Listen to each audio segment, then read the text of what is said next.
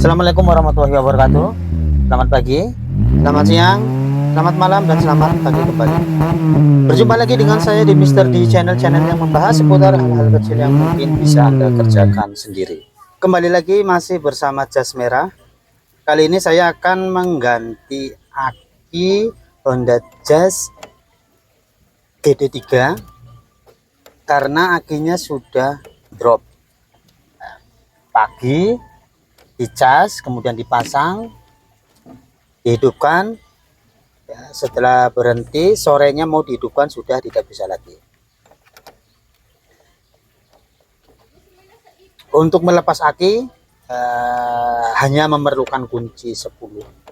Untuk melepas akinya loh ya, ini hanya memerlukan kunci ring atau kunci pas 10. Kemarin terakhir kali dipakai jarak sekitar 50 km itu bau air aki. Bau air aki. Kemudian setelah dicek ternyata air aki habis, padahal seminggu sebelumnya sudah saya isi. Kemudian saya cek fisik belembung. Di sisi kanan kiri itu sudah agak melembung. Entah ini karena memang sudah karena usia pemakaian atau memang ada overcharge. Yang jelas saya mau ganti akinya dulu. Dan saya mau ganti aki yang lebih besar, upgrade. Info dari kawan-kawan itu bisa di-upgrade ke 45 ampere. Kalau untuk bawaannya kan 35 ampere ya. Kita lepas dulu akinya. Dan ini akinya sudah saya belikan ya dari DS, aki kering. Ini yang aki lama ya, dari samping sini sudah kelihatan agak melembung. Entah ini agak melembungnya ini memang sudah lama ya, sudah lama. Dan ini air akinya sudah habis. Dan 1 bulan terakhir ini setiap kali mobil mau saya pakai ini aki saya cas dulu. Tetapi besoknya lagi sudah drop lagi. Nah, makanya saya ganti saja. Dan sekalian saya upgrade ampernya.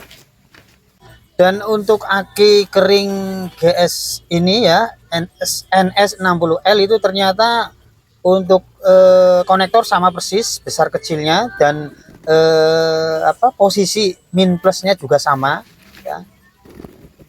Tingginya sama, lebarnya sama, hanya panjangnya selisih ya, lebih panjang sedikit. Jadi nanti untuk pemasangan perlu custom sedikit saja ya, hanya menambah panjangnya. Nah, di sini untuk tatakan akinya nanti akan di custom sedikit. Kemudian untuk cover yang plastik, cover aki yang plastik itu tidak dipasang. Nah, ini nanti akan dicoak sedikit di sini. Nah, di sini nanti akan dicoak sedikit agar aki bisa melebarnya ke kanan. Nah, melebar ke kanan sedikit. Dan untuk melepas tatakan akinya ada 2 baut 12. Sebenarnya untuk lubang dudukan bautnya itu ada 3, tapi yang satu yang paling belakang sana itu tidak pas lubangnya. Nah, ini untuk sekatnya ini kita potong.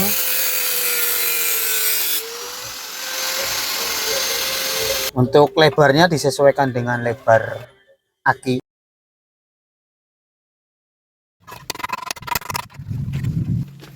Nanti kira-kira hasilnya seperti ini ya. Yang penting rata dengan alas dudukan akinya.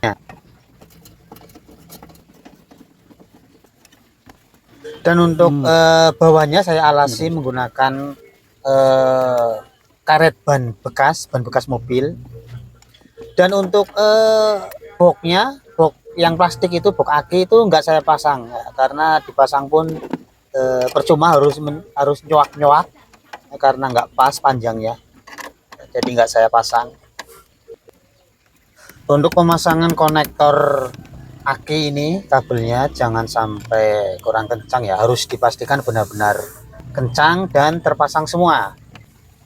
Kabel-kabel tambahan aksesoris. Kita tes terlebih dahulu aki standby, aki baru ini berapa volt, 12,59. Kemudian kita coba tes, hidupkan mesin, harusnya ini kuat, ini langsung kuat ya, langsung jreng, akinya kuat. Kemudian kita tes juga ketika mesin hidup ini berapa volt, apakah low atau overcharge. Khawatirnya overcharge karena kemarin akinya sudah gelembung. Nah iya, ini sebenarnya overcharge, ini nyampe 15 sampai 16 volt, harusnya 14 sekian, nggak sampai, harusnya tetap di bawah 15 kalau mesin hidup. Baik, untuk pemasangan aki ya, custom ke upgrade ke 45 ampere sudah selesai. Kemudian tadi untuk permasalahan overcharge nanti akan kita cek lebih lanjut. Kita lihat di dalam panel-panel apakah hidup normal. Untuk lampu panel ya, indikator-indikator semua hidup normal, tidak ada masalah. Untuk tipe akinya ini saya menggunakan NS60L ya, yang 46B24L. Sekarang kita coba tutup kapnya, pastikan tidak ada yang terganggu dengan upgrade-nya aki ini. Kemudian pastikan juga konektor aki tidak mentok kena kap mesin, karena itu sangat berbahaya, akan bisa menyebabkan konslet. Tapi harusnya ini tidak pengaruh ya, karena memang tingginya tadi sama. Nah ini masih ada restan, jadi aman.